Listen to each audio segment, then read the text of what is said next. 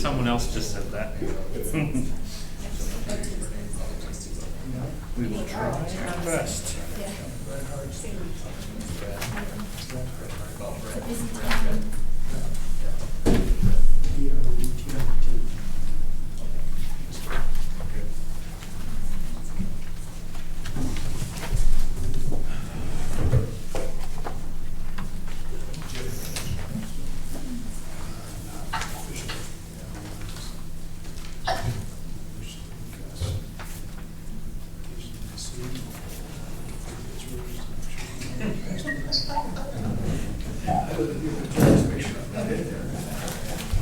I figured if I look at it, it's all good.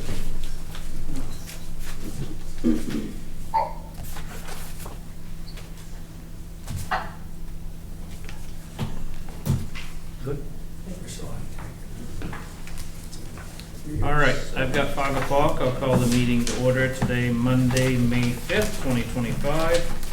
Roll call, we have Selectman Howdy Goodwin, Eric Eaton, Mackenzie Jewett, Kevin Buck, myself, Jamie Thurlow, Town Clerk Sarah Abbott, and Town Manager Jesse Dunbar.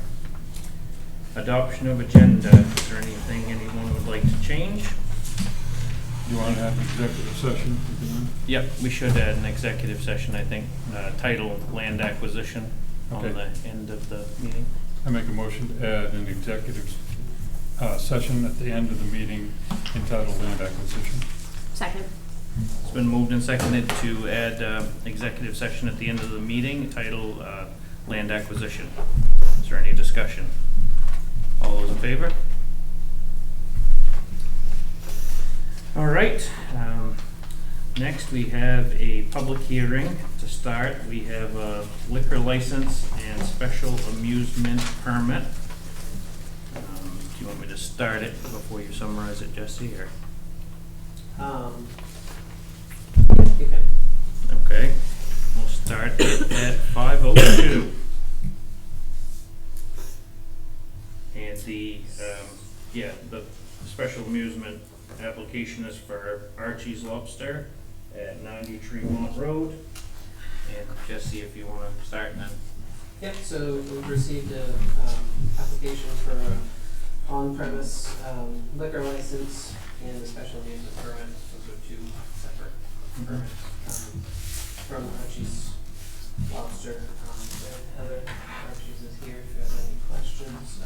These are both new applications that we've done that previously. It was the Oktoberfest we did for you before, wasn't it? I know we, Yeah, Yeah. that's the chain. just the one time. Yeah, it's that license there. Yeah.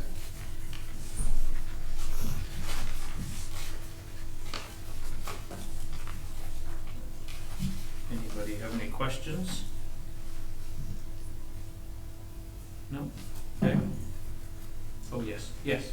I'd like to understand what the purpose of the special amusements license is and what it allows them to do.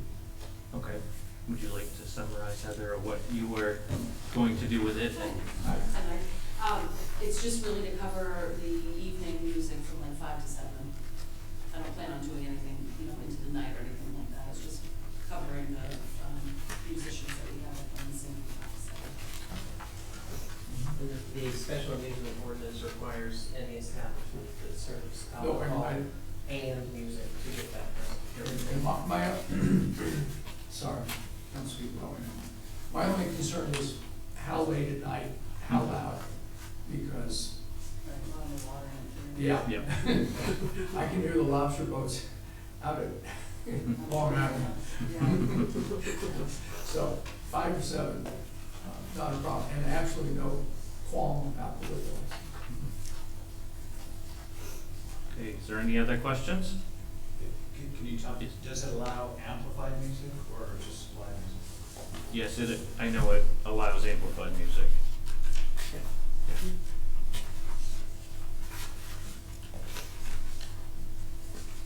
Yes, ma'am. Is there an ordinance about the decibel sounds? Do we have a decibel in our ordinance? I didn't think so. No. So it could be very loud or? Yeah, it's, Jesse, what do we have? I mean, we don't have any We don't have this, decibel. Sound. Yeah. Noise ordinance. Noise. Yeah. Yeah. Noise ordinance. I thought we had a 10 o'clock time. I think, and that's the, I think the state's Mm-hmm. guideline is not beyond 10. Yep. Okay, yeah, Mike. Yes. Real quick, based on what I read, the state has a law that restricts within 500 feet of an abutting property, residential property, which Mhm. clearly is, because there's, it just is not going to be more than 45 decibels. Mhm. But again, the 7 o'clock termination Mhm. would more than cover that. Is, sorry. Yes. Is that decibel level, I'm in a butter. And Okay. I'm right across from Archie's, Mm-hmm. and I love Archie's. And I go often to Archie's, and my granddaughter was a waitress at Archie's. Oh, yeah. But the first year, the music was so loud, I thought they were in my kitchen. And it went on for a very long time. I'm directly opposite, across the water. And it was really unbearable, even when I closed all the doors and windows. But since then, it has toned down and it's been doable. I just wondered, different musicians have different requirements, and I was very concerned about having them in my kitchen again. We will try very hard not to do that, for sure. Yeah. I want to respect my neighbors, absolutely, and if there's a decimal or amplification that we don't use, I would suggest that to our members that come there to play, for sure. I don't remember anybody necessarily using a lot of amplification, but I will definitely be on the lookout. Thank you. Yeah, and this is, excuse me, this has to be renewed yearly, correct? Yeah, so if there's any issues that arise, then put that into consideration for next year, so I'm sure Heather will be good to work with on it. Yeah. Any more discussion? All right, I'll close the public hearing at 5:07.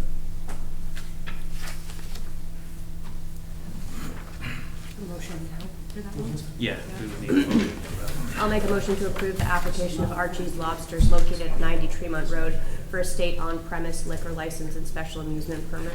Second. It's been moved and seconded to approve the application of Archie's Lobster located at 90 Tremont Road for a state on-premises liquor license and special amusement permit. Is there any discussion? All those in favor? All right. Next, we have another special amusement application for Island Takeout, which is Seaside Dairy, AKA Hanson's. And we will open the public hearing for that at 5:08.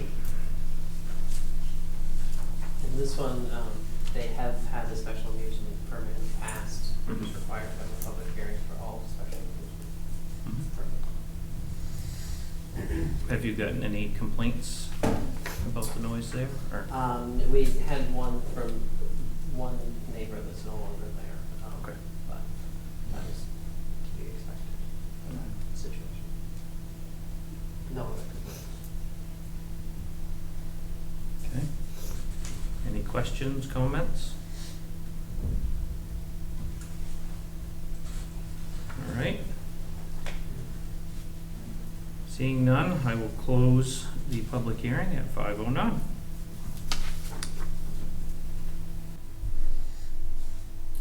I'll make a motion to approve the application of Island Takeout, doing business as Seaside Dairy Bar and Lobster Pound, located at 21 Harbor Drive for a special amusement permit. Second. It's been moved and seconded to approve the application of Island Takeout, doing business as Seaside Dairy Bar and Lobster Pound, located at 21 Harbor Drive for a special amusement permit. Is there any discussion? All those in favor? Okay. Next, we have approval of minutes. We have the minutes from April 22nd. I make a motion to approve the minutes of Tuesday, April 22nd. Second. It's been moved and seconded to approve the minutes from Tuesday, April 22nd, 2025. Is there any discussion? All those in favor? I'll abstain. All right, next we have warrants.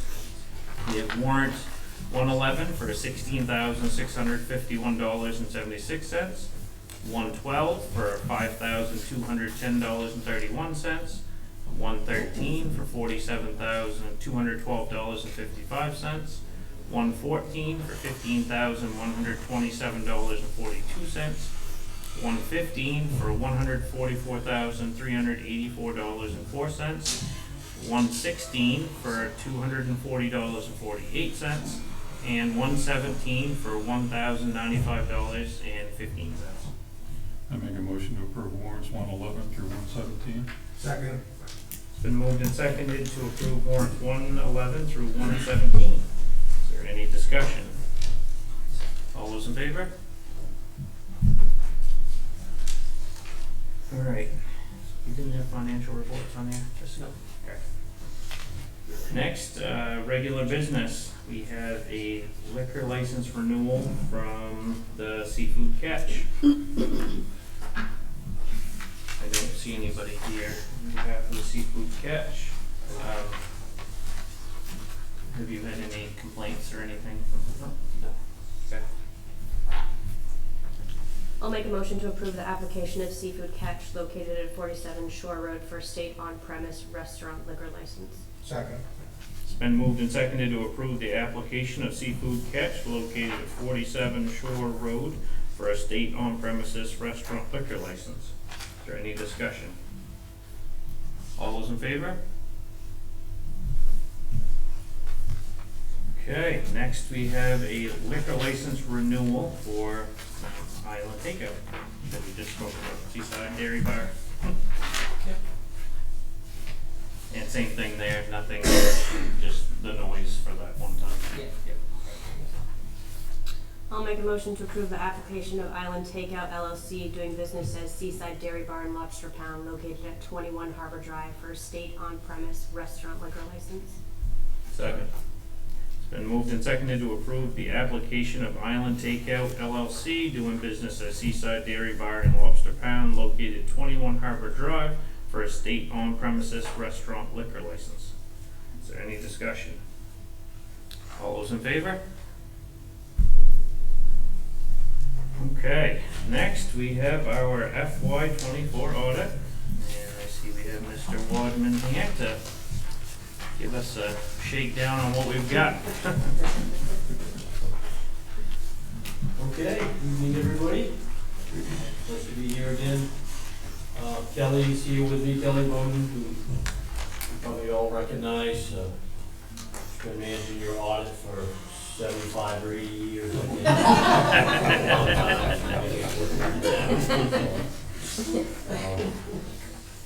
But she has many years of experience with you folks. And again, is managing engagements, so she's here with me. And I'll go through the report and then we'll have some general comments and answer any questions that you have. So I know we just handed the reports over and they're fresh on your desk now. So there's 74 pages of report here. We'll hit on some of the highlights. There's a lot of required disclosure in these reports. So the handout that I passed out to you kind of hits on some of the more important pages. Pages 1 through 3, following your table of contents, is our opinion letter. And this is where we express our opinion on your financial statements and related disclosures. And again, this year you have an unmodified opinion, or a clean opinion, basically stating that the financial statements that follow are a fair presentation for this fiscal year ended June 30th, 2024. So that's what these 3 pages describe, among other things. But if we had any issues that we ran into where we had disagreements with management or had any areas where we couldn't from an audit standpoint, find the necessary documentation we needed, where we might have to disclaim an opinion, then that would be described here in the paragraph, in the opinion letter. But again, you've got an unmodified or clean opinion for this past fiscal year.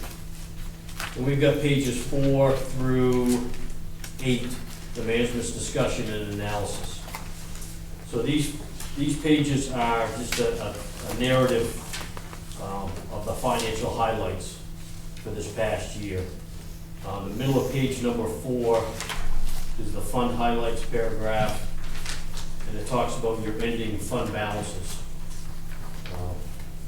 Total fund balances for the end of this fiscal year, $4,358,892.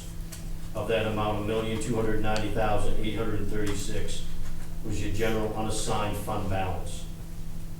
You might refer to it as your surplus when you're working on your budgets and so forth. That represents approximately 16% of your expenses for the year. In the handout I gave to you, you can see where you folks have been for the last 3 years. We've been in that 1.1 to 1.3 million range over these last 3 years. And percentage-wise, as a percentage of your expenses, you've been, in the 14 to 16% range.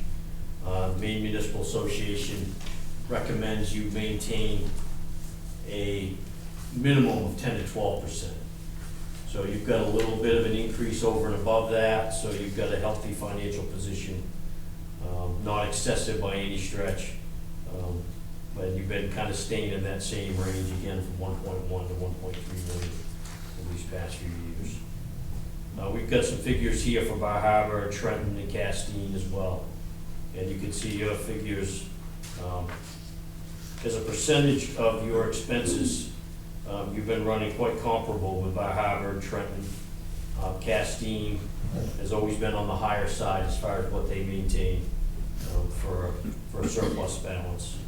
And then in terms of dollars, you can see you've been running fairly close with the town of Trenton also. Again, this 4 through 8 is a summary of the highlights. On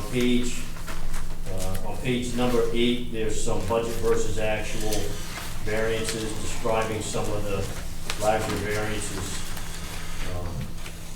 Most all of them being on the positive side. In other words, either revenues in excess of budget or expenses below budget.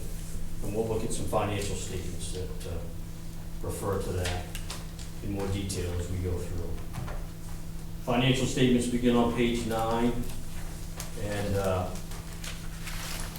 on page 9, we have a statement of net position for the town for the year. And there's a lot of information in here that doesn't follow the same basis that you have your accounting, your reporting to you internally. This is the first required financial statement that you need to have in your financial statements in order to follow the Governmental Accounting Standards Board requirements. And included here are not only your liquid assets, but your capital assets are here as well. So the town's land, buildings, vehicles, large pieces of equipment are included here. Also included here are the town's infrastructure assets, being any town-owned roads, parking lots, sidewalks, things of that nature. So there's a lot of the assets that you have here are not in a liquid form. In other words, you can't pay bills with it and so forth. And over on page number 10, I want to point out the expenses in the first column here include not only the expenses that you approve on your warrants like you just did a few minutes ago, but also included in these expenses are estimated depreciation on these capital assets of the town. So we're booking entries here as part of our audit to depreciate your buildings, your roads, your vehicles, and so forth. So, but when we get to page 11, you might want to make note of this. From page 11 through the remainder of the financial statements, you're we're on the same basis that you adopt your budget, and you get your reports out of your software system from your finance department. Now we're on the same basis that you operate internally. So the capital assets have been removed. We had disclosures in those first two exhibits related to pension plans and other post-employment benefits for retirees. That's all been removed from the financial statements from page 11 through the remainder of the report. Anybody have any questions on that before we continue on? Okay. Notes to the financial statements begin on page 14. They go through page 46. So there's 33 pages of disclosures here. Every word of this information is required by the Governmental Accounting Standards Board to be here. There's nothing in here that's an optional note disclosure at all. A lot of it's related to pension plans that are primarily at the school department, and the main public employees retirement system disclosures, and disclosures for both town employee and school employee retiree health insurance benefits too. I mean, there is for pages 31 through 46, there's 16 pages of the notes here. I just devoted to those items here. So that gets us more than halfway through the report once we get through the notes to the financial statements. And then we have an exhibit on page 47 for your budget versus actual operating statement for your general operating fund. And we got a couple of budget columns here with some slight budget modifications during the year. So in other words, when you had your annual town meeting, and then during the year you made some budget modifications with some special town meetings, maybe one or more, and some slight budget modifications. So what we have here is in the second column, excuse me, the final budget for the year.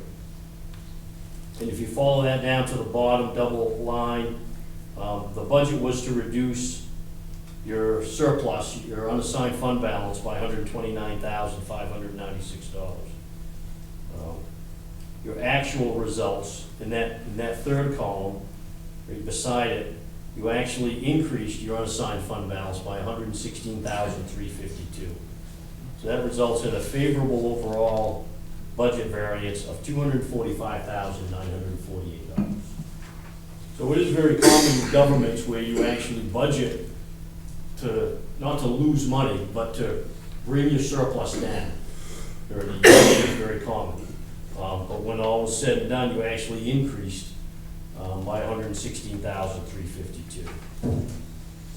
So the next several pages that follow are more required disclosures on pension and other post-employment liabilities. There's about 8 or 10 pages of it. And I want to move you to page number 58. So page 58 is budget versus actual revenues, which we had back there on 47, but in kind of a condensed format. So now we've got these revenues in more detail. And overall, you follow over to the far right-hand column on page 59, the second page of this report.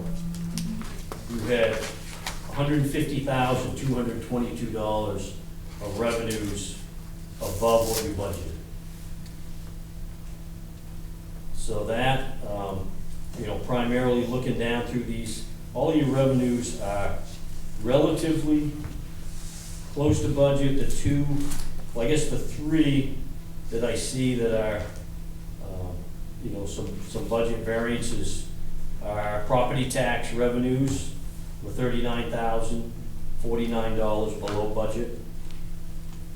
That can be a result of tax collections. We have to adjust your surplus up or down based on how well taxes were collected during the year. We're allowed to look 60 days beyond the end of the year, so basically to the end of August, and see what kind of tax collections the town has made this year. And if they were not as strong as in the previous year, which is basically the trend that we saw in this year that ended June 30th of 2024, then that results in basically an unfavorable revenue adjustment to your property tax collections. Excise taxes were the biggest variance here, and it was a favorable variance of almost 138,000 excise tax you collected over and above what you budgeted. And then down in the local sources section on page number 58, investment earnings were $39,017 above budget. And that's pretty much the trend we saw as well. Then pages 60, 61, and 62, now we're taking your expenses, budget versus actual, to your general operating fund. And so again, this continues on the 3 pages, and overall, if you follow the far right-hand column all the way over to page 62, expenses came in $95,726 below budget. So another favorable budget variance for you there.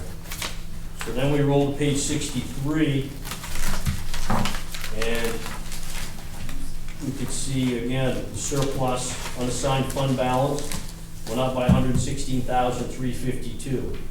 And then the analysis of change section on the bottom half of the page, revenues again from the previous pages we looked at, $150,222 above budget. Expenses were below budget, $95,726 for a total budget surplus of $245,948. And then the town used $129,596 of your beginning surplus to reduce the tax commitment. And that results in that net increase of $116,352. So we got several pages to follow. Reserve funds. I haven't made any notes on these other exhibits here. Your special revenue funds, your CIP funds on page 69 and 70, and 71. With the detail of those funds, a couple of pages of trust funds, and the final page, 74, scheduled expenditures of federal awards. This past year, the town expended $248,613 of federal funds, and primarily about $243,000 of those funds were spent at school. Whether they be educational grant funds or school nutrition programs, kind of the tail end of some of the funds, the COVID-related funds.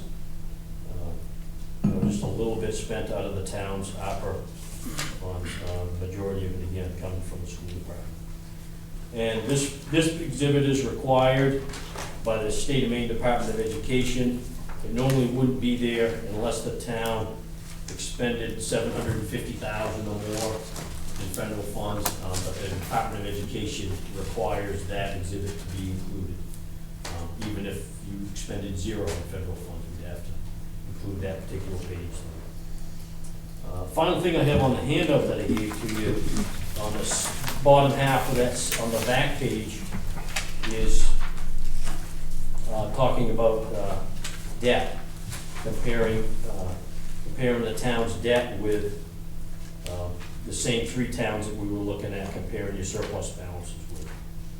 And you can see in the blue there, the town of Bar Harbor, they've got roughly $60 million in debt. This past year, they did a large bond issue this past year that more than doubled their debt, I believe. They did about a $35 million bond this year for a lot of improvements for water, sewer, infrastructure, school, a big bond issue they did this year. So that kind of shot them up there.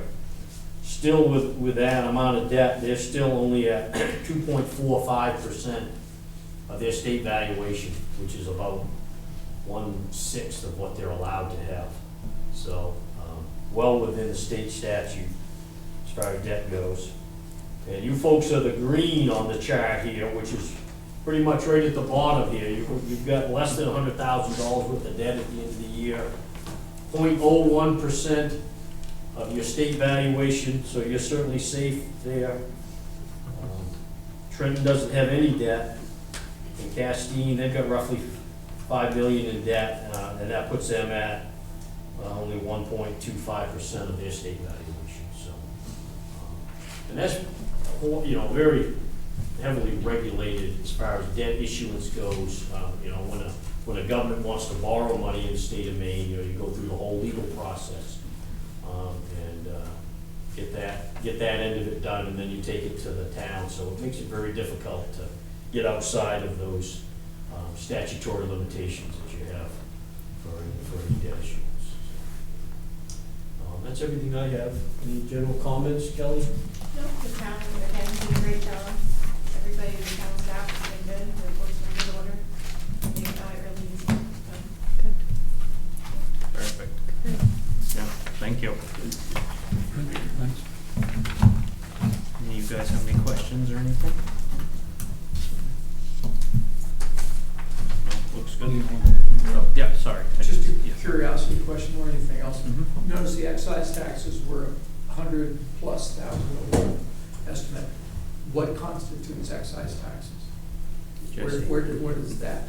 What do they make that of? Yeah, Vehicle excise tax. that's what I figured. Yeah, I think I paid for Yeah. that. Yeah. Thank you. Yes. When you assess the value of the fire trucks that the town owns, how do you do that? You go by the age, and how do you put an assessment on that actual value of the Well, value? when we're talking about the town's capital assets, you mean? Yeah. So we're looking as much as we possibly can. We've been doing this for quite a few years now, so if you're looking at things like fire trucks, we're probably looking at your actual cost on them. And then they are depreciated, but it's different than, you know, in the for-profit sector or for income tax purposes, you know, you might look to take accelerated depreciation on assets. But for municipal purposes, we look at the actual useful life to the town of Tremont.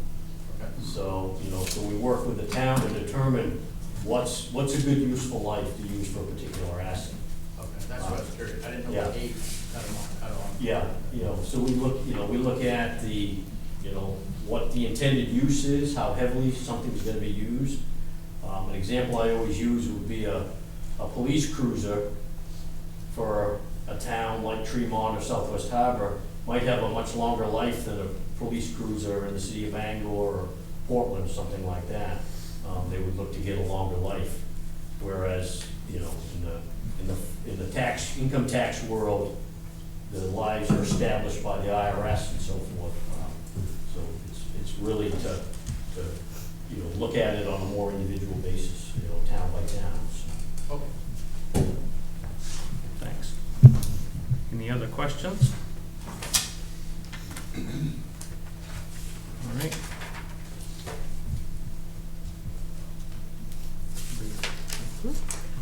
I'll make a motion to accept and file the audited financial statements for the fiscal year ending June 30th, 2024, and to thank Mr. Wadman for attending this evening, and Kelly.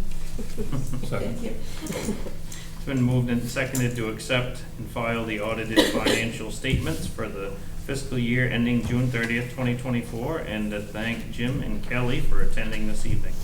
Is there any discussion? All those in favor? Okay. Thank you very much. Thank you.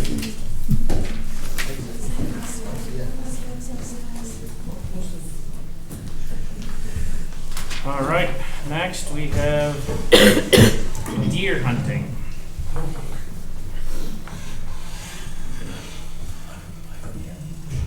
Jesse's messing with our Zoom here. Hell, I'll go back and Okay. Do you want to summarize how we got here, Jesse, or do you want me to? That's up to you. Okay. So I guess the gist of it is a representative that does not represent our area proposed LD 1438, which would include opening up deer hunting on MDI. I can't say enough about how disappointed I personally am that this representative never contacted the town. It does not represent our area, did not contact our representative, and just went ahead and tried to push it through without even contacting the town. But aside from that, I believe we have someone here from the state who do we have here? Oh, great, yep, okay, I can see now. We have Steve Dunham, and we have a representative, Mike Lance. And would you like me to start with, how would you like me to start this, Jesse? So I'll just add that we had sent in a letter to the public hearing stating that the town didn't have an opinion yet, but that we would like time to consider it and discuss it. They went through the public hearing and then scheduled work sessions for the bill, and we still haven't had any direct, anybody directly reach out to the town to discuss it. I got an email along with the other managers on the island last week from Holly Eaton that said her and Gary Friedman, who do represent this area, wanted to propose to the committee, Inland Fisheries Committee that's discussing the bill, a discussion on archery in the town of Tremont, to which I responded and asked why they specifically had singled out Tremont, since they still had yet to reach out, hear from the local elected officials. So I'm not really sure where that came from. In the meantime, Mike Lance is on the committee, Inland Fisheries Wildlife Committee.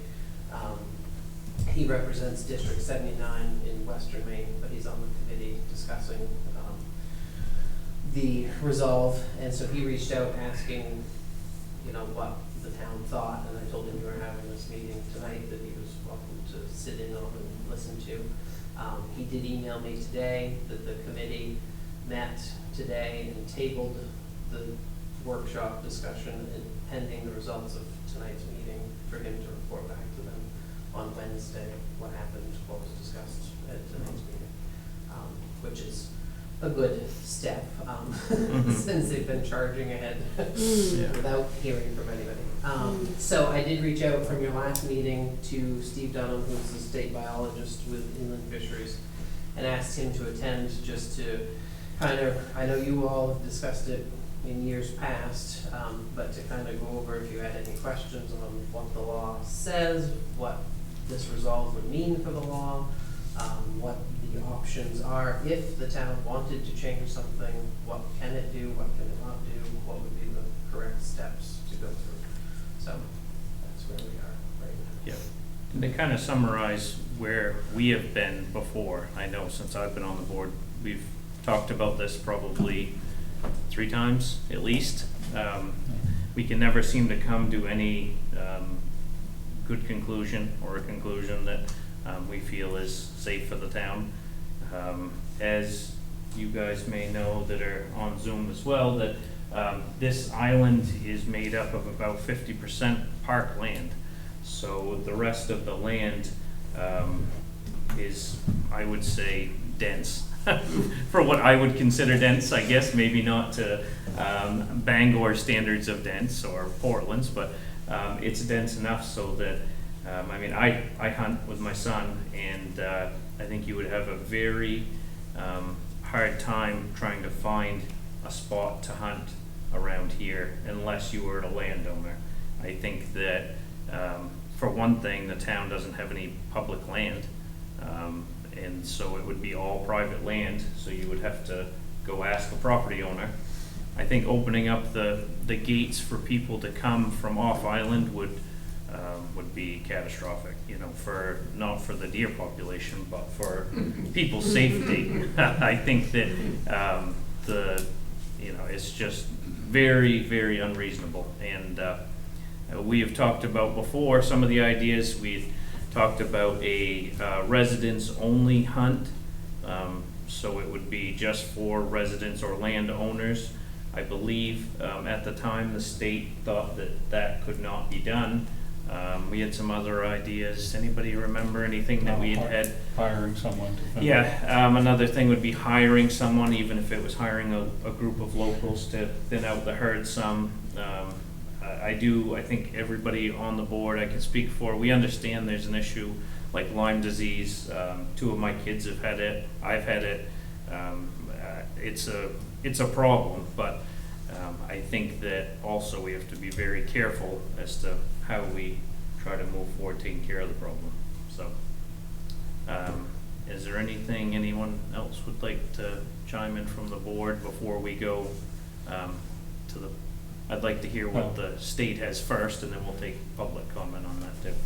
I think one of the other complicating factors is, you mentioned that half the island is a national park. Mm-hmm. Well, the problem is a national park isn't like most, where you drive through an entrance and you're in the park. Mm-hmm. You drive out, the park's everywhere. Mm-hmm. You're in and out of the park, driving between towns, and it makes it really complicated for someone that's not familiar with the area, or even people that are familiar with the area, to know whether they're in the park or not a good part of the time. So, I think that complicates it a lot. And the park draws a lot of people from all over the world who aren't familiar with hunting laws or anything like that. So it's just, I think it is a challenge. We have more than enough deer, and there might be a good solution for it, but opening it up to all the world hunting here is probably not the best solution either. No. Yeah, I agree. I did hear a comment too as well earlier today from somebody that said, if you allowed bow hunting, archery, that doesn't, kill the deer necessarily instantly. So what happens when somebody shoots it where they're supposed to, but then it wanders across into the park and dies? Then are they in trouble with the National Park Service when they discover this deer, not knowing whether it was shot on federal property or shot where it was supposed to be shot? Yeah, same thing's gonna happen with rifle Right. or shotgun or anything. Yes, it probably happens more with archery, Yeah. but that is the safe way to go about Yeah. hunting around here is archery. But possibly shotgun, but still, slugs rifled, they can travel quite a bit further than an arrow. And yeah, I think we got to work around that if we decided to open it. Obviously, if it came to question, the hunter would have to prove that he was on his property. This is my deer stand. This is where I shot it, and it went over the property line. I don't think we'd really run into that a lot because that deer is going to have to run into parkland that is being observed by other people. Right. And a lot of those borders are not. So don't think we'd run into that a lot. Is it up to us to come up with the idea, whether it's archery or whether it's hiring somebody, or does the state tell us what to do? Or Well, I think that. they're trying to tell us what Yeah, to do. it seems like that some people are trying to Some of them decide are, for yes, us, I yeah, shouldn't say the so, entire some. I think it's our time to, once again, Figure talk it out. about it, figure if there's any options that we're comfortable with. If there's not, then we'll go from there. But, yeah, I think my first thing would be to ask our representative here from Inland Fisheries about what we could do if there is a possibility of a residence only or any sort of thing like that for a hunt, and some options that, what are there for options? Mm. Yep. Jesse, is he Yep. unmuted? Yep. Yes. Oh, we can't hear you. Hang on just a second.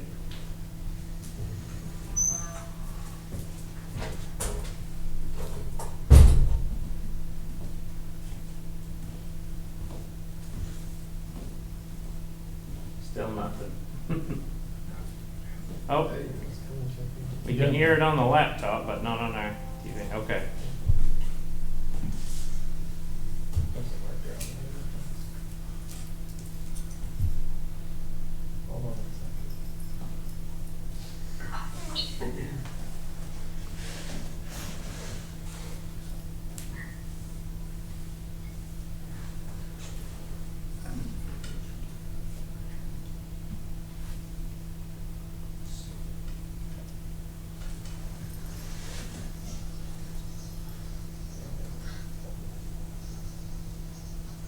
Okay, I think we're good now. All right, do you hear me now? Yes, we can. Thank you. All right. Well, thanks for having me visit. I would have liked to have been there in person, but it's hard to make Monday nights work with the family, so happy to join remotely. But yeah, so, I would, definitely point people to read our testimony. We also testified either for nor against, just to, put that out there.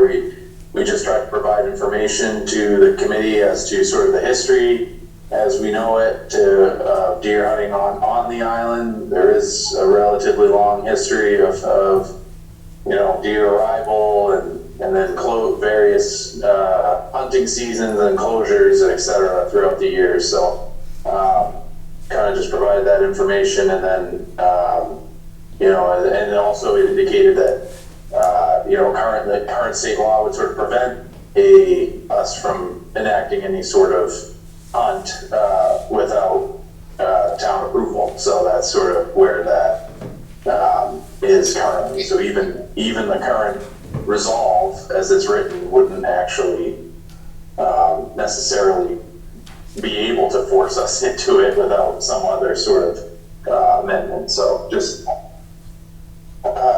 so that people understand. But so basically, hunting seasons are the main way that we control deer in the state. Open hunting season, whether that be a rifle, archery season, etc., is the main tool that we use. It's used in the bulk of places across the state, but there are situations where it won't work, or it's special cases where we have had to use alternative methods, and those you can look right around the area you guys are in. Swan Island is an example. Islesboro is an example. Notice the trend there. A lot of them are islands. Marsh Island in Orono is one that was closed for a while, so an inland island. That's fun. And so the options are, we're not looking to create, we don't want every municipality in the state to try to create some sort of residents-only boutique hunt. That's not what we're looking for, but we do recognize that there are places that are more difficult than others. And so in that case, then it really is on the town to come up with a plan, present that plan to IFW, the advisory committee, and then if they approve it, move forward with that plan. So for instance, Swan Island had a special hunt that occurred after the legal season involving baited sites, and because they were trying to reduce the population. They kind of didn't like that approach and actually voluntarily withdrew after before their final season, just before their final season. So, but they also had somebody on the island who it was expanded archery, so they were able to buy $12 doe tags, and they harvested, I think, I don't remember the exact count, but it was many with buying a tag every time. So they had a few people, and so they were pretty happy with that. There are other places. Eastport had a special hunt. I don't remember the exact details of that one, but they have a pretty restrictive firearms ordinance. They have a very restrictive bow ordinance. You can't actually release a bow in the downtown portion of Eastport. So, I think, when talking about hunting seasons and congested areas and that sort of thing, I do think it is important that you talk to other towns. There are lots of places that are very tight that have hunting seasons. I've hunted in Durham, New Hampshire, right in and around the UNH campus. In fact, on some of the properties that have running trails. I can't tell you how many times I've been sitting quietly in woods in Orange, because it's not required in New Hampshire, but I wear it anyways. And had people walk or run by, and not even notice that I was there, just because I was sitting still off the trail, and so it's, there can be negative interactions with hunters. There can be situations where, a deer is shot and it dies somewhere else. Yes, these things do happen, but there are places that deal with hunting season successfully. So I will just put that out there for people to think about as they move forward. It sounds like somebody came up with the idea of a limited archery hunt. That's one sort of method. That's sort of the Marsh Island approach, if you want to like brand it, I guess. If anyone's familiar, in 2008, the area of Sohorno allowed a hunt on Marsh Island in a few areas by folks that were involved with the archery association. It was the BLIP program. Anyways, they would basically allow these hunters to go in and that season, hunt. And that went on for a couple years. Then in 2011, they actually opened the expanded archery season, which has continued. So that's sort of an example of how a sort of limited hunt then turned into something else.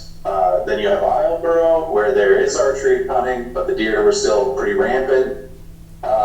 They allowed a special hunt with shotguns, and then that went for, I think, 3 seasons, 2016 being the last, and then they sort of couldn't really come up with a plan after that. So they didn't really want to open it up, and then they didn't really, so it just kind of petered out. So, it doesn't always work out. Like I said, sometimes it does.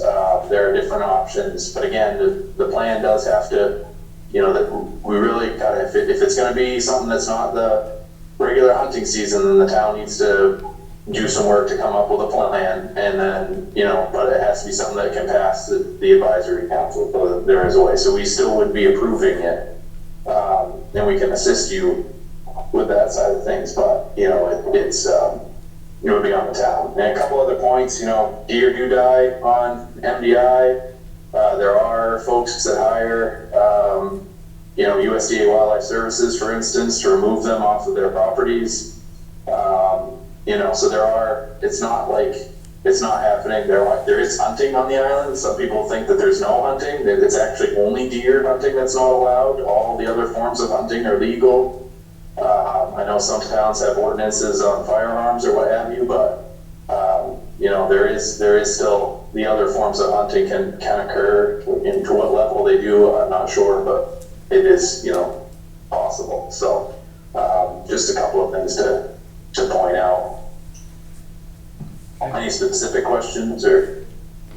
I guess my only question would be, I think you've answered it, but if the town wanted to have a residents-only hunt, what do you think do you think the state would go along with that? Or is that, well, I think we went through this process before, I want to say 6 years ago, just roughly, and I think the state was like, no, we're not interested, so. Yeah, I mean, if you're just going to be like, yeah, it's going to be the same as the regular season, but it's only for residents, probably not, because you're just limiting yourself. If you're putting some more thought into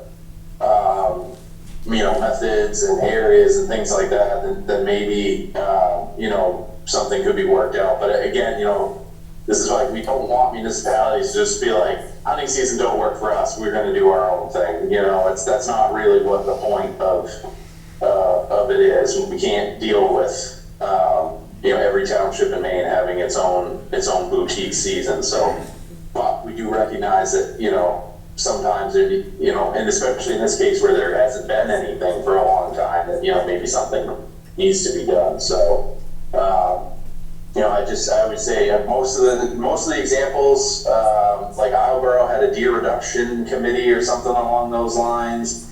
Bar Harbor back in what was it, 2014, my predecessor Tom, was working with them, and they had a whole committee that met and came up with ideas, solicited ideas from the town, kind of mulled things over. So it does take effort, it does take time. I recognize that it's not a simple solution, but and there's So I would probably suggest probably going down those lines would be good, forming a committee, having the conversations, coming up with ideas. The other thing I wanted to point out too, you kind of talked about, everyone, if you open the season, everyone's gonna come. Access is kind of a hard thing, like, people are probably not gonna flock to MDI to hunt. It's not really like some sort of like, crown jewel, golden opportunity. There isn't a lot of public land, so unless somebody knows somebody with land, I doubt you're gonna see a huge, flood of people all of a sudden show up with rifles, looking to prowl around and get every deer, so I don't think that those kind of situations are gonna happen, is the point I'm trying to make. I think people would be interested in hunting, given the number of deer. However, I think people also recognize that the challenges, given the park and all of the private land and the general sentiment sort of against hunting that sort of is known to exist, so. I know, I think that we will see quite an influx of people. I think the size of the deer that are here are gonna be the big draw to a lot of people, but, I don't know. Well, Time to tell. I'll put this though, the Cutler Naval Base did a special hunt on there because it's federal property, and they opened a special hunt. They had 21 permits issued to DOD active duty and DOD civilians. They had 2 deer shot. So everyone was passing up bucks of a lifetime, going for the absolute smashers that they know exist on that property. If anyone's familiar with the radar bases in Cutler, so they ended up with 2. But the whole point of it was really to show that they could successfully run a hunt. So their staff is happy because they showed they could do it, and now next year they'll probably be issuing antlerless permits to try to actually reduce the population. But yeah, and kind of the same thing honestly happened in MDI too, Marsh Island back in the days. I think the first year they only harvested like 8 deer or something because everyone was going for a big box. And it's like the point's to reduce the population, folks. So. But I came out, so. I guess the question that I'm not sure of, we can restrict who has access to do the hunting if we come up with a justified reason for doing it. Honestly, again, it's just the idea of people that aren't familiar with the area hunting around here is what bothers me more than anything else. We've got plenty of deer. I don't mind personally seeing the deer herd thinned out substantially. I just would like to see it done safely. And again, I don't know how many deer they take, but still you can have people showing up that don't know the area. I'm concerned about who those people are. If they know the area, I'm fine with it. If they don't have a clue what it's like, park boundaries, and all of that, I think it could be extremely dangerous. So if we came up with a plan that restricted it so it made sense, the state's going to be able to approve that, potentially? But, I don't know exactly. I'm not on the advisory council, so I don't know what their aptitude is going to be. But it certainly wouldn't be like it's residents only forever, and from now until eternity sort of thing. Maybe a couple of years of residents only or something along those lines. But I think in the Islesboro case, that was sort of the situation. It was very limited who was involved. Usually it's like you have a list of people, like these are the people that are going to be involved. It's not just, you got to be a resident of the town, Yeah. It's like, it's X, Y, and Z, and we're going to do this for, 4 years or whatever. So it's a plan, not just like hey, let's not let out-of-towners come in and so, there does have to be some thought and planning into it. Okay, well, that's understandable. Could you do it like the moose lottery? I know lottery's not the right word, but when you go for a moose permit, don't you fill out an application? I'm not a hunter, Yeah. so I don't really know how Yeah, it we works, do. but could you do that, like a lottery? For residents, you mean, or any? I mean, I'd ultimately, Yeah, just like set it to a be limit. just A residents, but Yeah. limit it, only 50 people or Okay. whatever. I don't know what the magic numbers. Can you do that? I don't think that works with the overall goal, though, to reduce the population, you know? I And think, also, you have to have people that are, how do you know those are people that are familiar with the area? That's our Well, you biggest don't, concern. but if he's saying that we don't have that choice, it has to be opened up to everybody but residents, I'm not- then that's, I'm just saying, if you're gonna have the hunting season, you know, you can have a special hunt, but you're just gonna have to plan it out, and, you know what I mean? Like, there's gonna be a plan, there's gonna be a set number of years. Most of these towns, you know, were out doing other stuff, doing tick counts and other things like that. You know, like, there was a lot to it, that more than just like, we're gonna let, you know, Billy Bob and whoever else, like, have a deer hunt. You know, that's the point I'm trying to make, is it, you know, you guys need to come up with a plan and then present that and then kind of see where that goes. If you're looking to do something besides just, you know, opening, you know, either, you know, archery or a full hunt. You know, I do think expanded archery has some potential, as a tool, given that, you know, it's generally, yes, archery, you know, deer can run, but like other people have said with other tools, they can run with rifle shots too, so it typically is a tool that is considered safer. You know, an arrow is only going to fly so far, and is a way where, you know, folks can get multiple tags, you know, antlerless tags easily, so that they can take multiple deer. So that is, you know, that framework I think works. We typically do, as an agency, have reserved that for, you know, either islands that aren't connected to the mainland, or situations where there's restrictive ordinances or difficulty in folks accessing lands, which MDI would definitely qualify in those ways. So,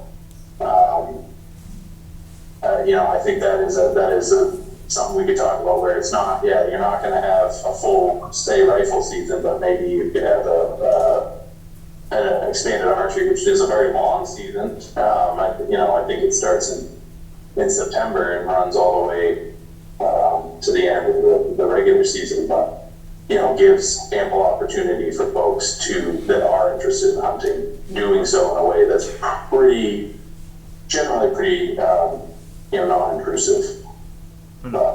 best thing I like about the expanded archery that maybe some people aren't seeing is the reduction in the overall hunting population. Most hunters don't do expanded archery. I do. I know other people in town that I go with, but the majority of hunters are rifle hunters. The very small population is gonna go out there and play around with the expanded archery stuff. I do it because I like the longer season. That's mostly other archery hunters that I know like to get out there early and get the bucks that the rifle guys are waiting till November for. So the population of hunters is much smaller. That's just my 2 cents there.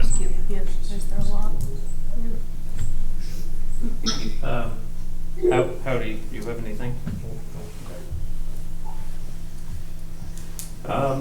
Maybe we should, do you have anything, Mike, you wanna add to this,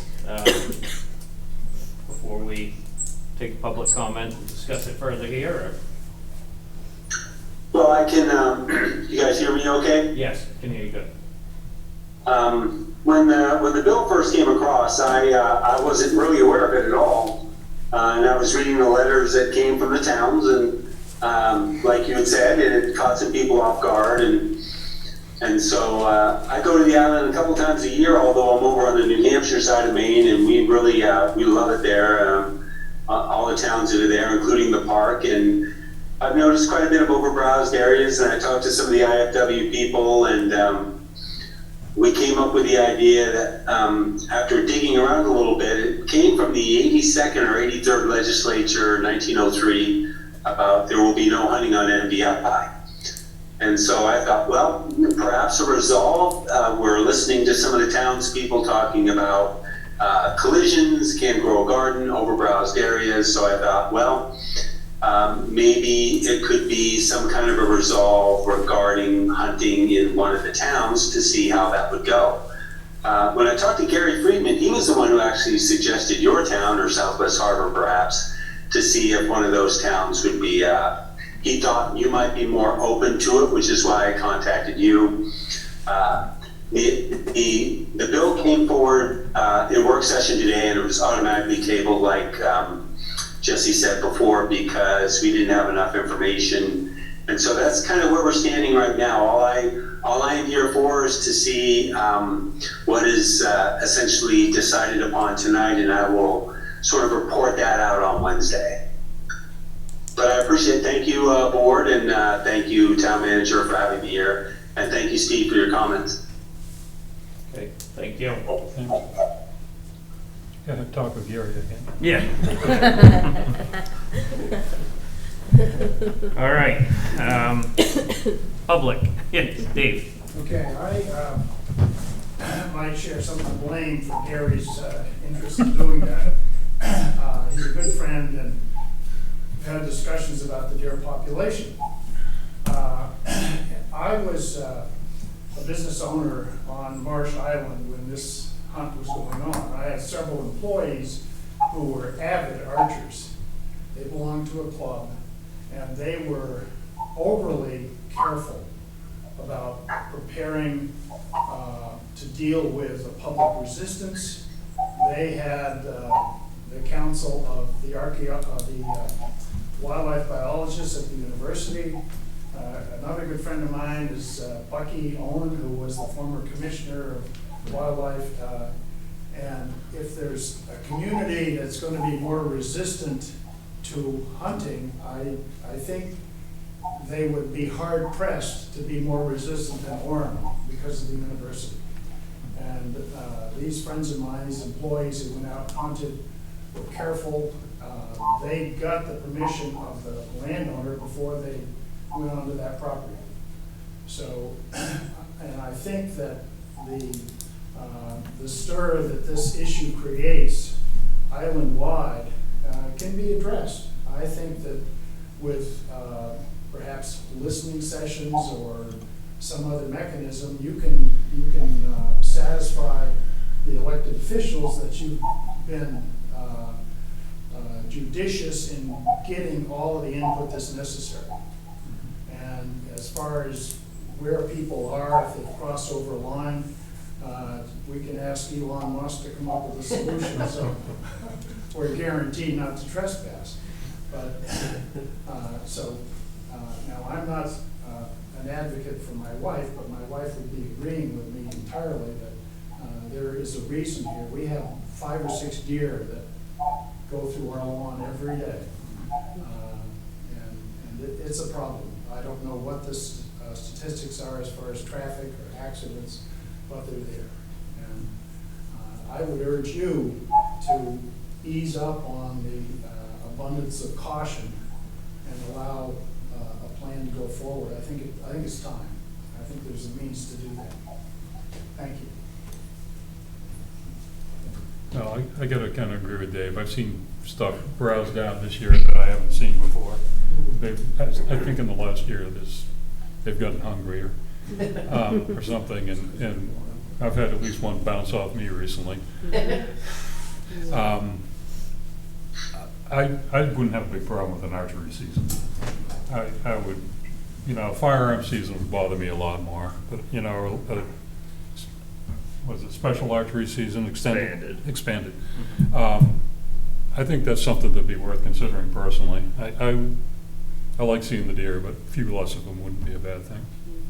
So just to throw something else in, as a hunter, when I was in Castine going to school there, a lot of the property was posted because it's pretty dense through there too, and you can hunt right in town, Castine.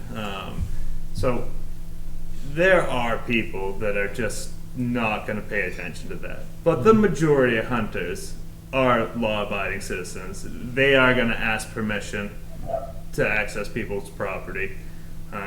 The only thing that kind of stinks a little bit is I would hate to see everybody in town having to put posted property signs up everywhere, which that's the only thing I would not like to see, which I think where the community's small enough and the sections of land are small enough that people will need to know somebody, and they're going to go knock on a door and they're going to say, hey, I noticed on my Onyx hunting app that you have 10 acres. Can I hunt the backside of your property? And you're going to say yes or no. And I don't think there's going to be just a wild run of people. Maybe the first year, but like these guys have said, sometimes you don't get the people that you anticipate, and you only get 2 deer shot. But I do think after the first 2 years too, whatever we decide to do would settle out, peter out a little bit as well, the volume of hunters. I just saw what happened on Swans Island, and that was just chaos. Yeah. That was, there were deer lying dead everywhere. Right, nobody cleaned up after, right? Like, Yeah, if you shot a deer it was a alive, yeah. mess. It was, Yeah. people were in there, every Tom, Dick, and Harry were there, and everybody was just shooting, and if it ran, they didn't even bother, chasing after it. It was a mess, I think. And they, I don't know exact numbers, but I think I've heard they had 300 that were actually tagged, I think, in 1 year, so the first year. Yeah, at Cranberry Island, I've had a similar experience when I tried it. Yep. Yes. Just a general comment. First of all the options, archery seems to be the safest, most, the safest. Yep. The other question is, how much do you need to reduce the deer population that it can actually reduce safety hazards and the annoyance? It's like, I've given up. I don't bark anymore. I don't care what I plant, they eat it. So part of it is what becomes a public safety issue and what's an annoyance issue.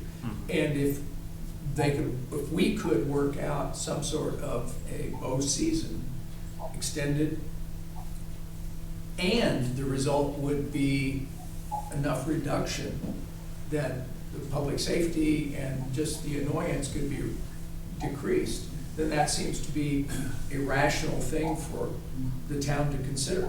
So I would not reject it, but I would study it a lot. I think those numbers would be shown the first couple of years of whatever we decided to do. And then if we started small is what I think we should do.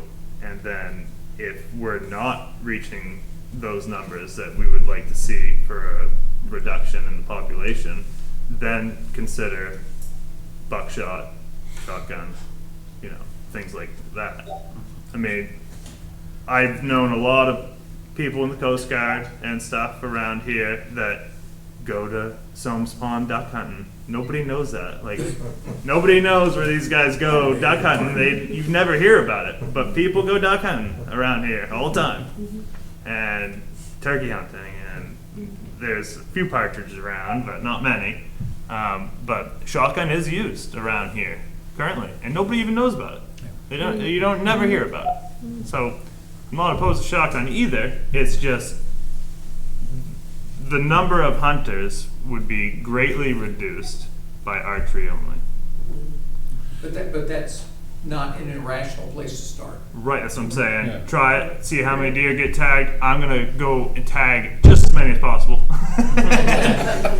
And then look at it again for a shotgun. A rifle is out of the question.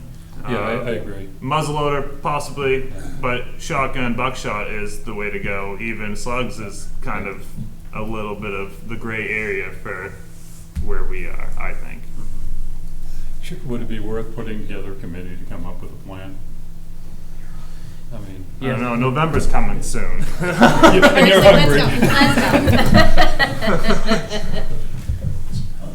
I mean, do we need a committee, or could we just have public hearings? I mean, similar to this, like, this is what we're talking about tonight, if you were interested, throw your ideas. As a point of clarification, you could, so if the town had a vote at a special town meeting to approve it and it passed, then the commissioner could create an expanded archery season. That's the framework of the law, you know, the verbiage in the law. So if that's, you know, if the town said, you know, propose, hey, we would like to see the commissioner establish an expanded the expanded archery season in the town of Tremont, as long as it carried, then that would then be established.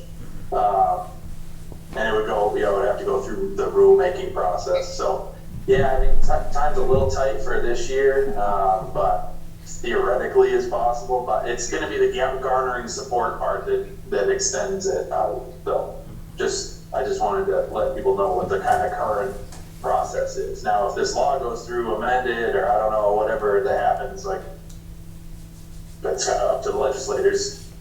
Mike and whoever else, like, whatever happens. So, you know, I can't say, but if, you know, under the current law, that's what it would take. And I've been open about that. You know, I've had a few folks reach out. I was pretty surprised when this bill came forward, because I was like, geez, it's been a couple years since I've even had somebody be like, ask me about it on the phone, you know, and there were a couple of times where people were pretty fired up, and you know, I explained the process, and they were like, yeah, we'll do something, and then, you know, nothing ever happened. So it's like, well, we'll see. But anyways, not to interrupt too much.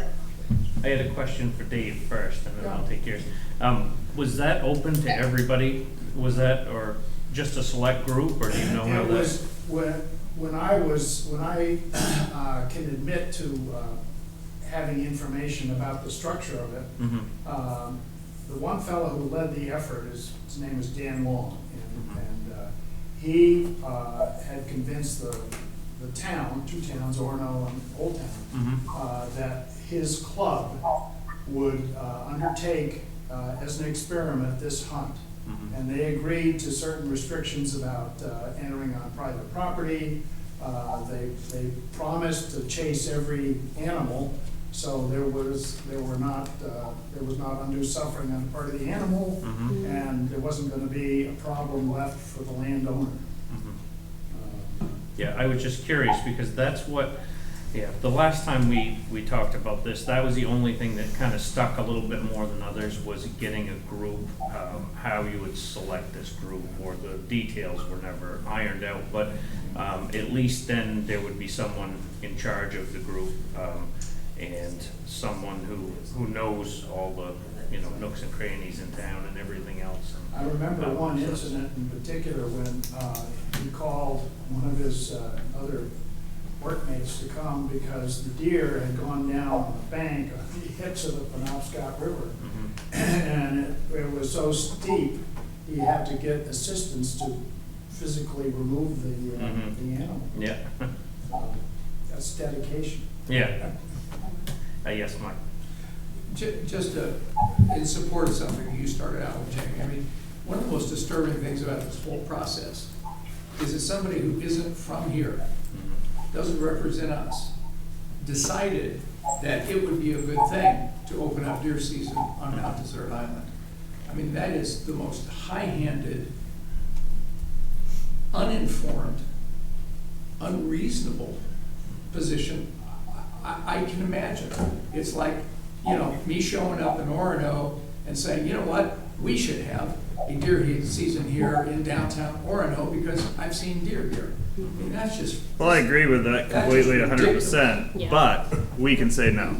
So we can tell them all to beat it. Go somewhere. So, if we decide that it's not a good fit for Right. us, it doesn't matter what they do. No, I So understand. that's where we're It's at. just- It's just the kind of chutzpah. I get it, you but know, I agree. We're gonna tell you what's good for you. Yeah. we're gonna move on and let them just do whatever, and then we're gonna say yes or no. I have two questions for Steve. Okay. If the town was to come up with a plan to be presented for approval, does the town, what's the normal process? Does the town get town meeting approval first and then send it to IFNW? Or does the town send it to IFNW for approval and then ask the voters to approve it? Yeah, it's a good question. I'm not 100% sure, but I believe the way it's worked, and that's just, I've only been in this position for 5 years, so I've sort of come in after some of these were already established in my region. So, but I believe that you would show that you have public support by, support from the, so come up with a plan, show that you have support of the town, and present that to the IFNW advisory, and then they would, sort of approve or deny that there. I think whether or not there's that's if you're going to do something special. If you're just going to open, allow the commissioner to open a expanded archery, which she has the power to do. It would just be the approval of the town to do so. Okay. Or if you were like, open it all the way in. But Okay. obviously that's a starter, so.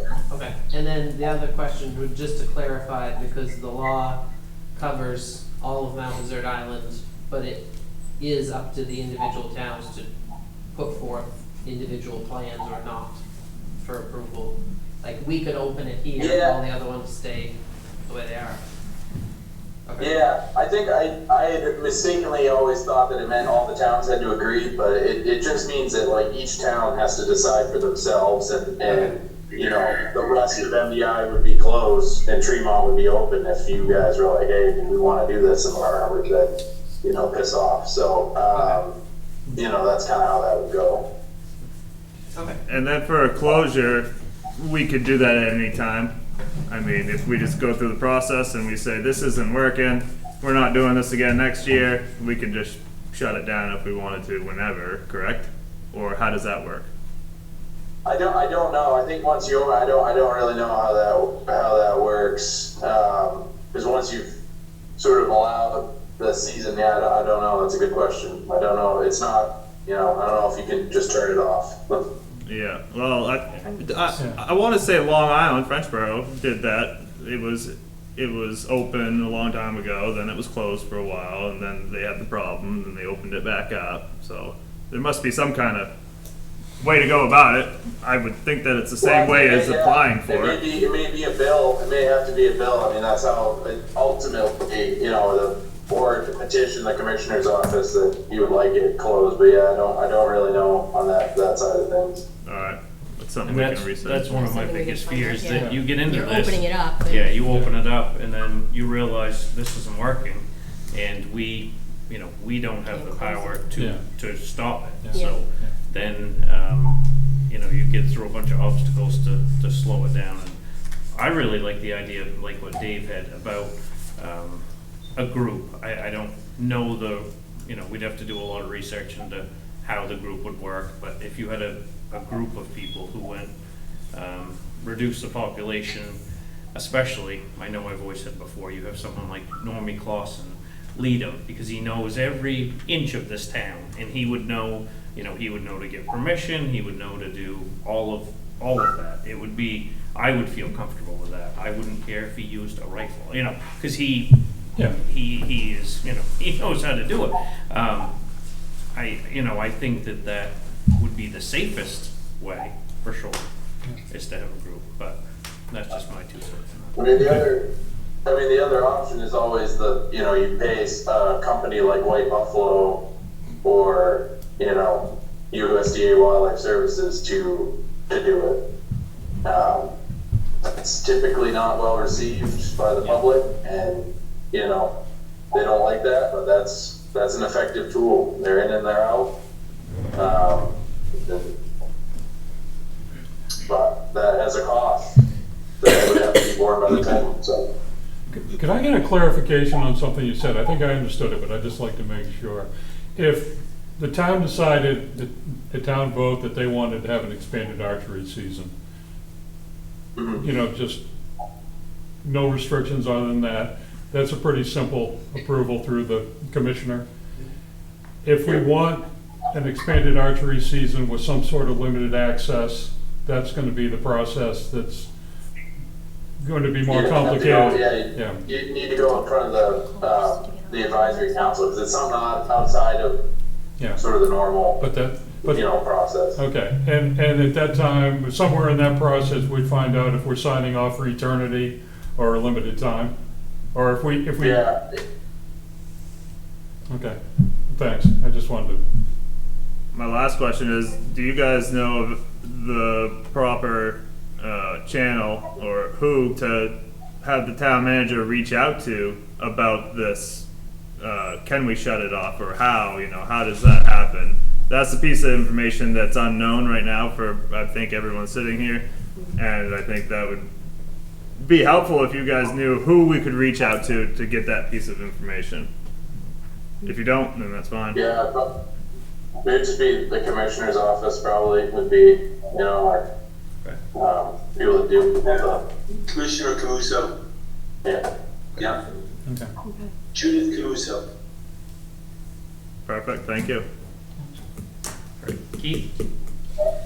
So I identify as a public safety official, but I also identify as a deer hunter, but I have no interest in shooting a hand-fed deer on this island, but if they want to have a hunt, that's one thing. But I do see it as a great opportunity for the fire department to make money selling yellow signs, no hunting signs. We could also make it mandatory they become members there in order to participate in the hunt. But no, I think a task force is kind of lame, but a committee of some sort, so that for or against it, I think if we have statistical data, like how many deer should be taken, the different options that are available, I think then when it comes to a vote, we feel like we haven't just kind of pushed it on to anybody. I think it'd be nice to go before a vote really fully prepared with these questions that we've come up with tonight. There's a lot of really good questions, but and then if people are in favor, they're in favor. We also have we've done some supportive background information for or against, not necessarily one way or the other. Well, I think the other thing about doing that too, you'll come up with a very specific plan by the time you're done, which is what I think you need to bring to the town meeting, special town meeting, whatever. So it really spells out what you're talking about with some explanation. Right, and I know of another community that before hunting season commenced, or you're allowed to hunt in that area, they would have a public safety or public meeting, so people came and understood what they were expected to be able to hunt in the community. And maybe it's just a one-time thing, but before they could actually participate in the hunt, they had to come before the council and say, look, you're representing hunters and you're representing landowners. And obviously there's going to be people that are flat out against it, but I just think going ahead with a lot of supportive information for or against is neutral. And I think we all, you guys especially, would look at better face, I guess, with the public. Not getting those phone calls at 10 o'clock at night. Yes. Heath and as the ACO and a caretaker, I've put many deer off of this island. And from many of roadkill on to Timmy Goff's pile without, because the game warden doesn't even want to respond to it. It's just roadkill. I get a call from somebody or the town office and they end up on the compost pile. But there's a lot of them. And the parts that I've shot, many deer on the island and nobody knows about it, or even, never made dead with all the deprivation permits. And so there's a lot of deer shot on this island, and it doesn't make it dead. So. Well, I think that's one more thing I I am a licensed deprivation hunter at property I manage in Seal Harbor. It seems easy, but you never have a gun when the deer is there, it's a safe opportunity, but that would be good information to bring. How many, I know greenhouses on this side of the island have deprivation permits. Other caretakers other than myself and him have deprivation permits on the island to take care of deer.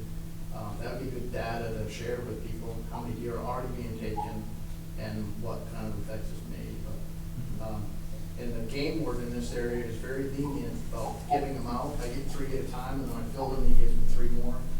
But I think that's an avenue to have them be more, I don't know, less restrictive on how many deprivation permits they're giving out. Because it shouldn't be, it shouldn't be 6 calls to get you permits. It should just be a simple application process.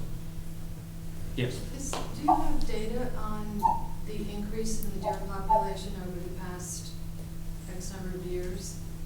I know, I don't have the data in front of me. I think that all of us that have lived here for some time, I know when I was a kid, you would never see a deer. You would never, maybe once a month you would see a deer.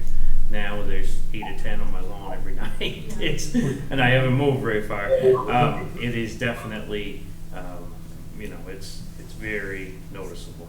It just seems if you're trying to convince the public to have some sort of a hunt, that having some sort of information to say, like we all feel there's more deer, but, what are the numbers or what are the effects of the browsing, not just eating your daylilies, but on soil erosion, that type of I think. information speaks volumes. About a week and a half ago, my wife loves making the drive down through Seawall. We actually counted 98 deer between Bass Harbor and Manson Road corner in Southwood. 98 deer. I believe it. Seriously. She was very disappointed she didn't get 2 more to get to her. She's like, keep driving, I need 2 more. But, and I mean, that's the most we've ever seen, but it's kind of nuts. The information like that is, to me, it's more impactful than just having somebody say, I feel like I see more deer. Well, and personally, I've got plants, I've got a huge rhododendron tree on my property, which I've never touched before, and it's browsed up about 3.5 feet all the way around. They've never touched that plant before, and I've got other ones like that. They don't read, apparently. They don't know what they're not supposed to keep, because I haven't found anything they leave alone. You had a photo of that plant last year and a photo of that plant this year, and you could present that when you present your argument. To me, that's powerful. Yeah, well, and again, I don't know if anyone's done an official count, but there are a lot. I mean, that would be awesome if you could, but I don't know how you would. I think it'd be very difficult with the parks and everything to get a population. I think it'd be very difficult to find anybody that wouldn't agree with the fact that they're Too many. way overpopulated. No, exactly. Like, as you know, Eric, how many years ago did you not see? I've talked to a lot of people around town about this, and I haven't had anybody that didn't like the idea of it or didn't think that it needed to be done. Yeah, I just think it needs to be done correctly. The avenue, right? How we go about it. Yeah, and that's the major kickback that I always get is everybody that I've talked to, same thing, realizes there's a problem, but they also want to be safe in how we do it. The density of houses and everything else, that's the big concern that I always hear. One thing I would like to pass on to the legislature, though, please kill this bill and let us deal with it ourselves. You're right. And is that, so Mike, we definitely have a say in this, correct? Like if the legislature passes this? Okay, yeah, I just want to be clear that there's, us as a town, we do have the final say in it, more or less. Yeah, we can't force a municipality to change their law. Okay. Yeah. Okay. Yep. Yeah, it's, but whatever you guys decide to do, I mean, obviously there's a great need for caution, private land, public land needing access, but all great ideas. And definitely, it sounds like there is a problem. I've been hearing that.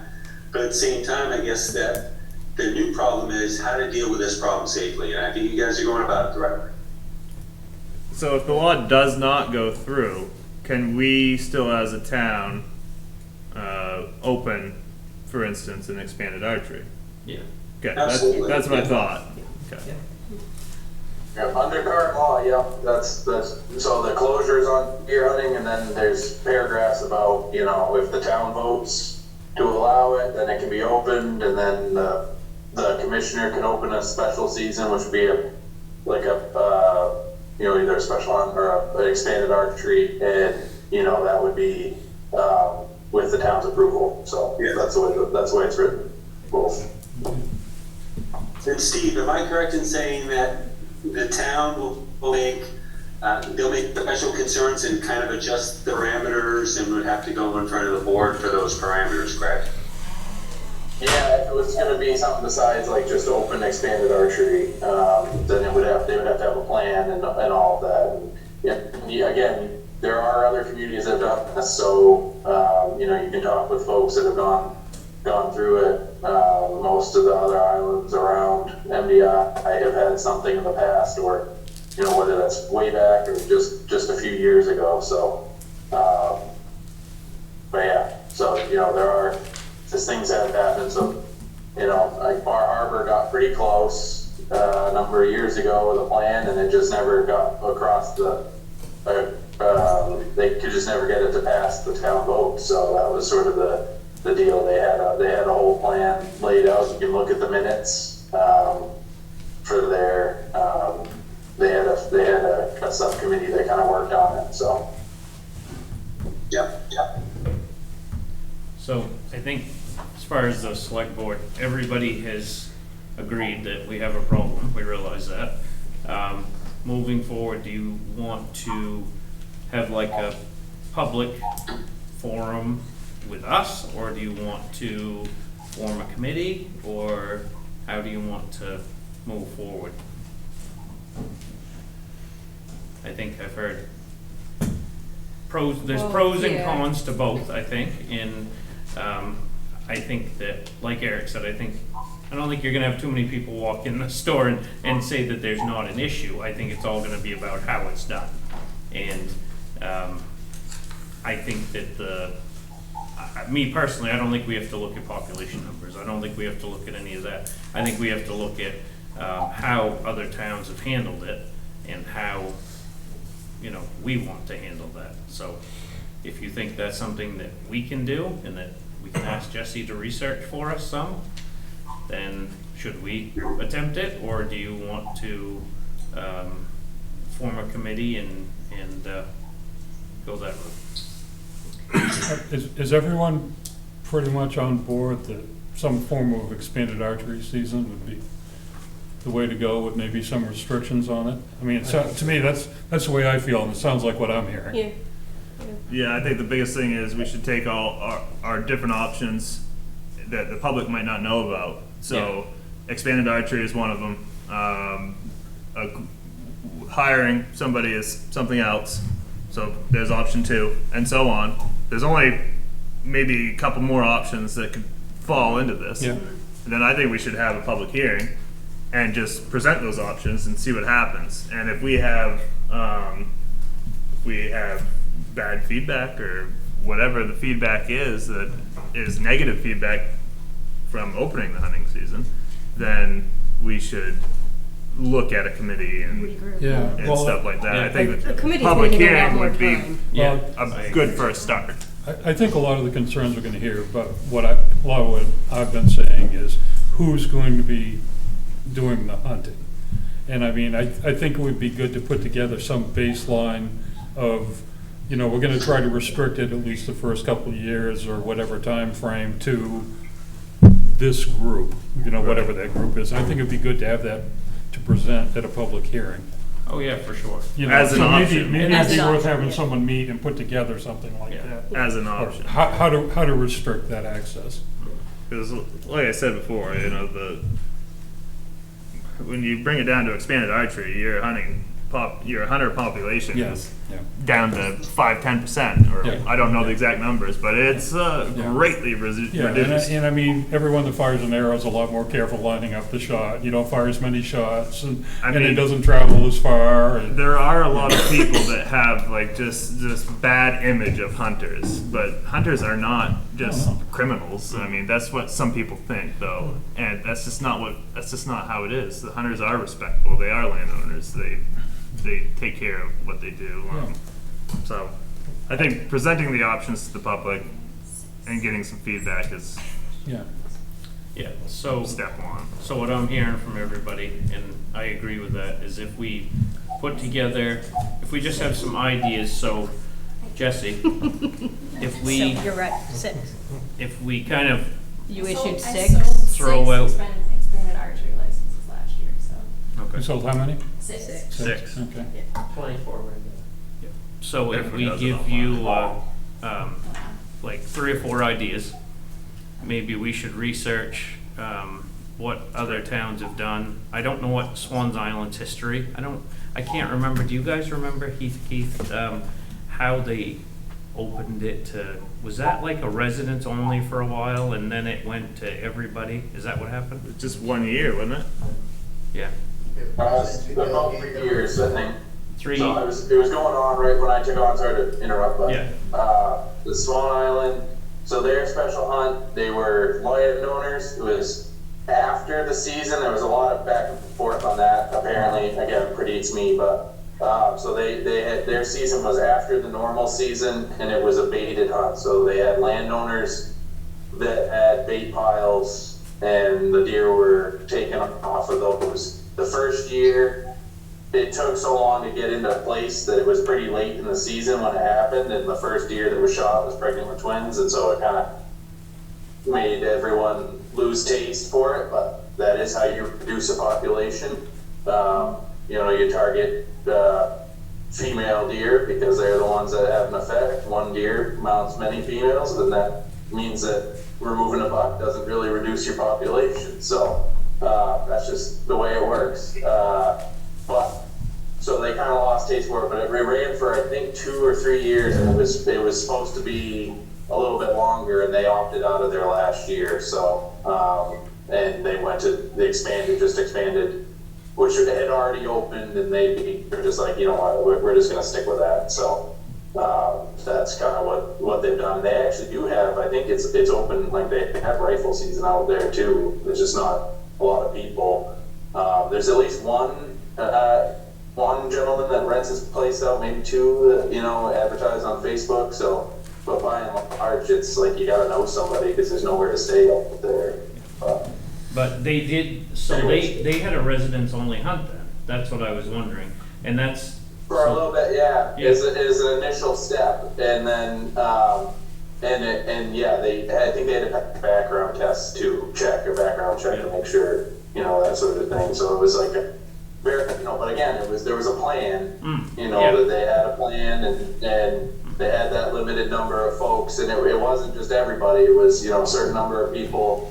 And that last year, you know, they started taking more bucks than does, and so had they had the hunt that year, we would have restricted them to antlerless only, to keep with the spirit of the hunt, and then they just decided, you know, we're just gonna open up a regular, you know, hunting season after that, so they voted, and that's how that went, but. Okay. So, just to put ideas for Jesse, Eric, we know you want expanded, or not that you want, but you support expanded archery open across the board, correct? Can you do, Steve, this is a question for you. Can you do just archery, not expanded, so it's during the regular season? Maybe, yeah, I guess, I don't know how much we can explain it, but yeah, I mean, propose it, and then, yeah. Well, then it's 1 month instead of 3.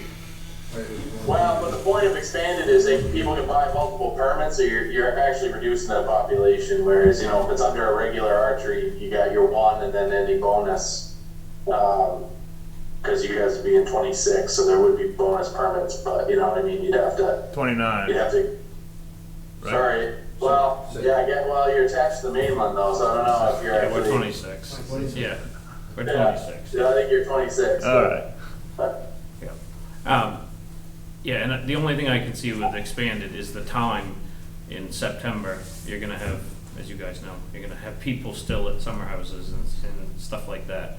I think that Yeah. area opening up it later in the season, like I can see, you know, that's just my personal opinion. Everybody has a vote. No, My personal is just that I would keep it around the regular hunting season, because I think everybody prepares for that anyway. Everybody knows that there's hunting on the outer islands, so, and most of the, I know when I've hunted on the outer islands, if there's homes there, they know when, you know, they know when the season starts, and a lot of them are off the island by then. The outer So- islands are expanded. The outer islands are expanded, so. I know, and there was a little, a few people decided to go hunt on one of the islands, and it caused some issues last year. So that's why I'm trying to, I can see these issues, and, you know, you do have to wait for some of the summer folks to not be around as well. Well, like Steve said, though, when you get out of the expanded and you move to a regular archery, you don't have the antlerless doe tags that you can just purchase one Yeah. after another, and that's how you reduce the population. Would you just do does? No, but you can just buy more. Yeah, I know that, but if we tags. did this, would it just be does, or would it be both? It would be the normal, whatever Whatever the regular you- law is, yeah. Well, I Alright. mean, it might be worth trying the expanded archery season and try to restrict it to residents. Or, Well, hang on a sec. What I'm trying to think of as ideas is if we break them down as like subtitles for just, Yeah. so if you do expanded archery, that's one. And then the next one would be, let's just say residents only hunt. That's definitely come up a ton with everybody. So I think however you want to do that, whether it's archery and shotgun, you know, whatever. That's just a resident only hunt in general. I think the details of it are way down the road. And then the next one would be a group. I don't even want to say a hired group, but a group of people like Dave was talking about that are, I know we've talked about that before. limited licensed hunters, Mhm. limited group of licensed hunters. Yep. Yeah.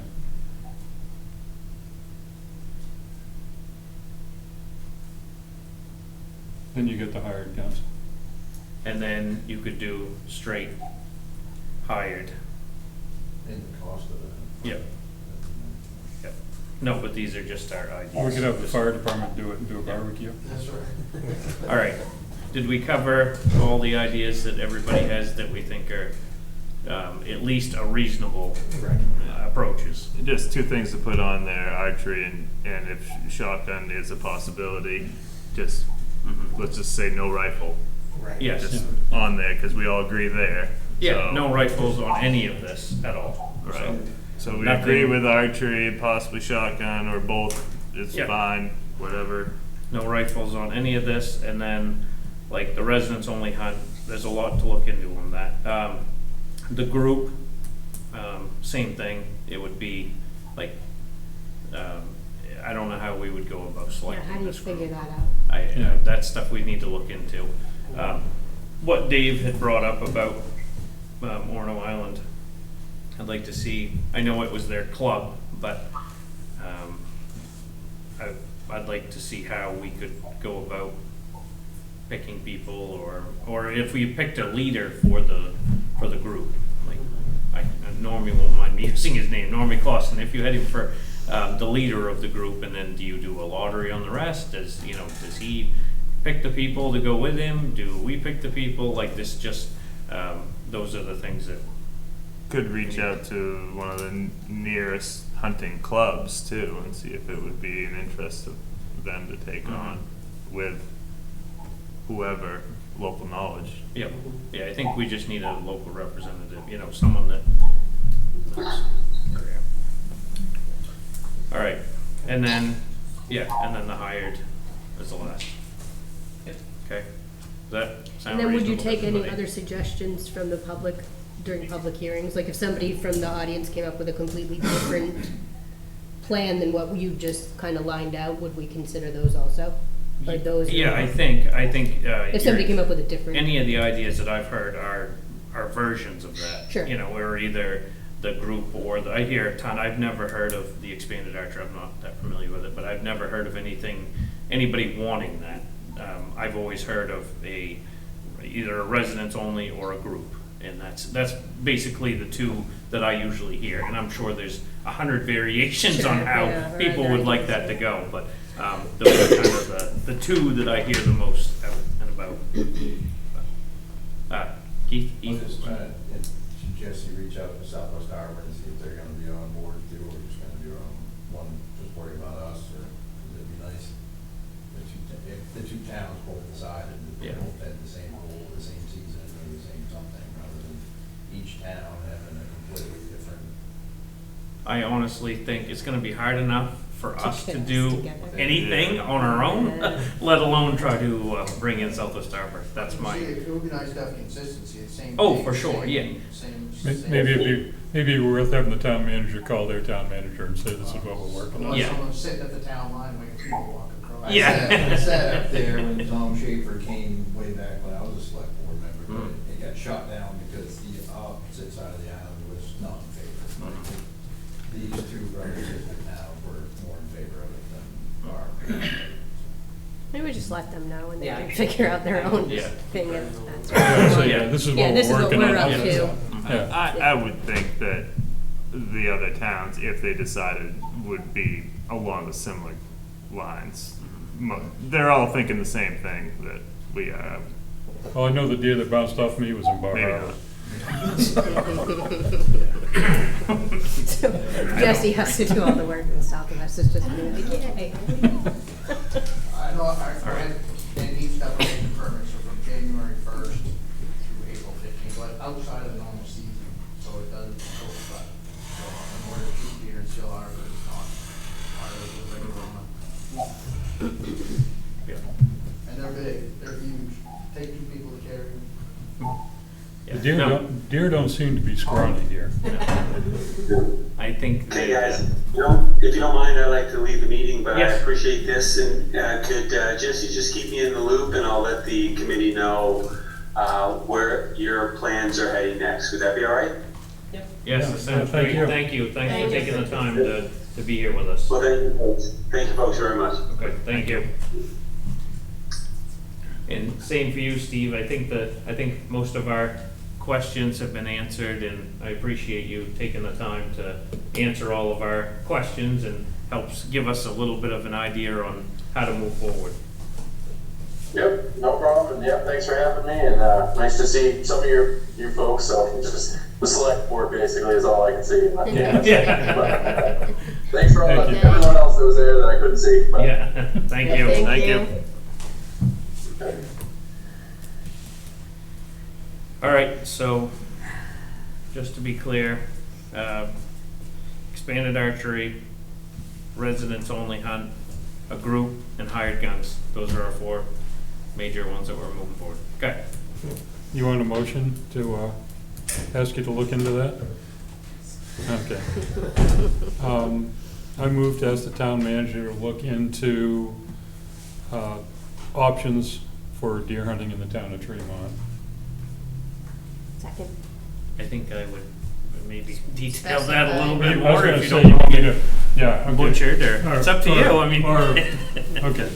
Let me modify my motion by adding in 4 areas: an expanded archery season, residents only hunting, a restricted group, or hiring professional hunters within the herd.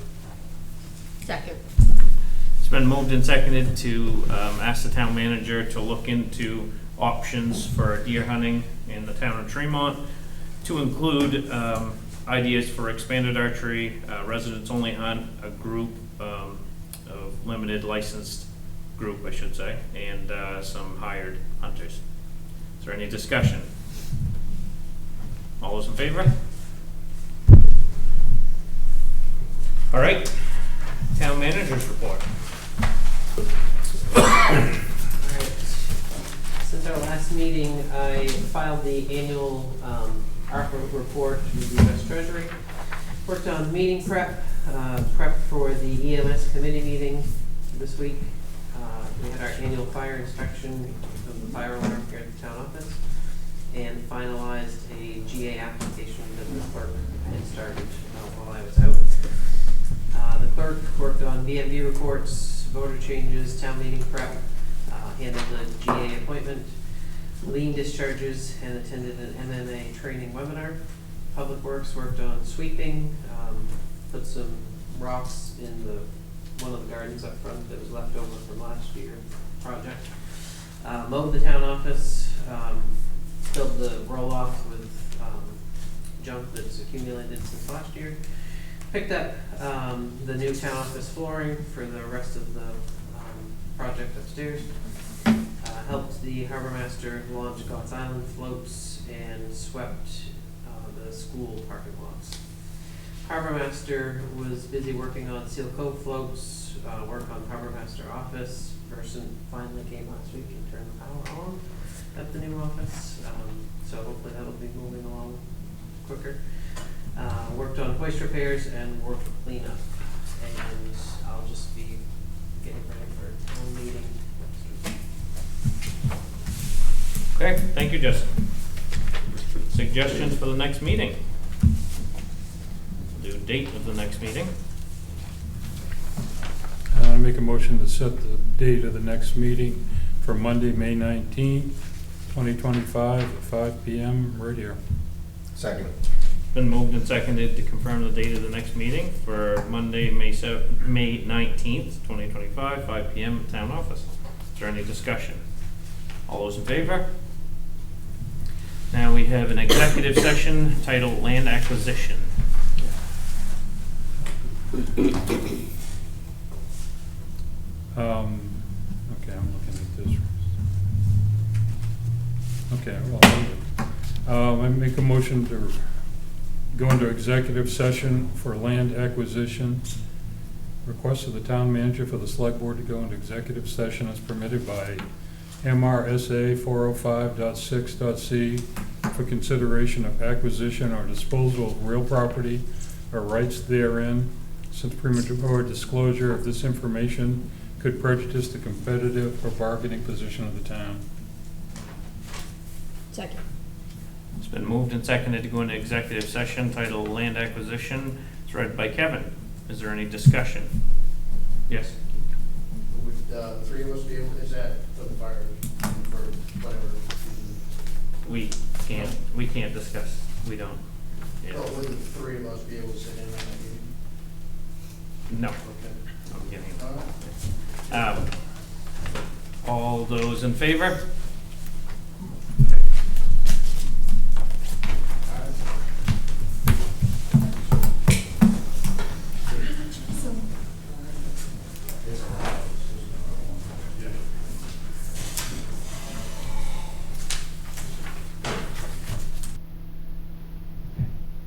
Okay, we are out of executive session at 7:11.